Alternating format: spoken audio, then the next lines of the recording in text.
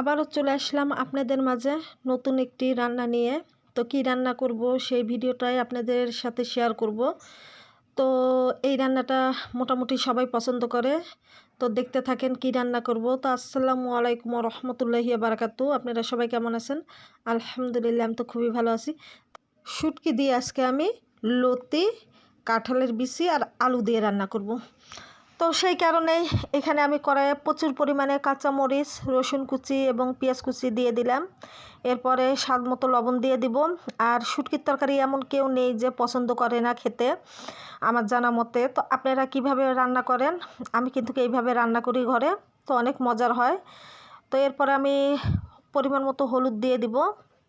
আর আমি মাখিয়ে রান্না করব, যেহেতু আমার লতি কষায় রান্না করলে লতিটা আউলায় যায়, ভেঙে যায় এক কথায় বলতে গেলে।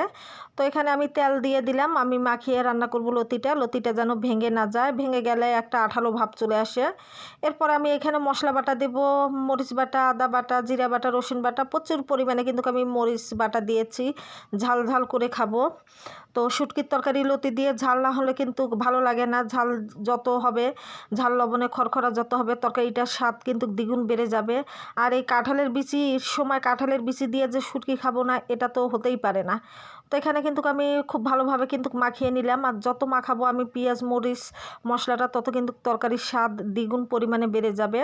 আর এখানে আমি এখন আলু দিয়ে দিলাম। কিছুটা আমার লতিও পড়ে গেছে, সমস্যা নাই। এখন আমি খুব সুন্দর করে কিন্তু মাখিয়ে নিব। আর সব কিছু কিন্তু আমি রেডি করে নিয়ে এসেছি, কারণ ভিডিও সময় তো আর ভিডিও করে আবার আর একটা রেডি করব তা তো হয় না। সব কিছু আমরা যেহেতু ভিডিও করি রান্নার, তো আমাদের সব কিছু রেডি করে ভিডিওতে আসতে লাগে। তো এখানে কিন্তু আমার আলুটা মাখা হয়ে গেছে। আমি এই যে কাঁঠালের বিচিটা দিয়ে দিব।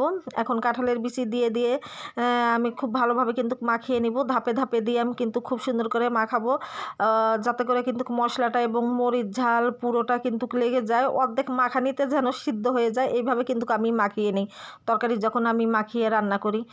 তো অনেক অনেক মজা হয়েছিল কিন্তু এই শুটকির তরকারিটা, যে ধারণার বাইরে। আপনাদের ভাইয়া তো এই শুটকির তরকারি দিয়েই পেট ভরে ভাত খেয়েছে আজকে।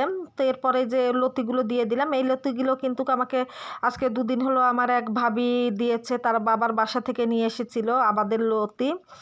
তো একদম টাটকা টাটকা কিন্তু লতিগুলো ছিল। আর এরপরে যে শুটকিগুলো দিয়ে দিলাম আমি, কাসকি শুটকি। তো আপনারা কি শুটকি বলেন আমার জানা নেই, আমাদের এখানে কাসকি শুটকি নামে চিনে এই শুটকিটাকে। তো আমি শুটকিগুলো কিন্তু ভাজা দিয়ে ভালোভাবে ধুয়ে নিয়ে এসে যে এখন শুটকিগুলো দেওয়ার পর ভালোভাবে মাখিয়ে নিব। মাখানো হয়ে গেলে কিন্তু আমি সামান্য পরিমাণ পানি দিয়ে চুলার উপর বসিয়ে দিব। হ্যাঁ, তো আমার এই যে একবারে মাখাটা হয়ে গেছে। এখন আমি খুব সুন্দরভাবে এখন কড়াইয়ে সব নামাই দিয়ে এখন আমি হালকা পরিমাণ পানি দিয়ে দিব।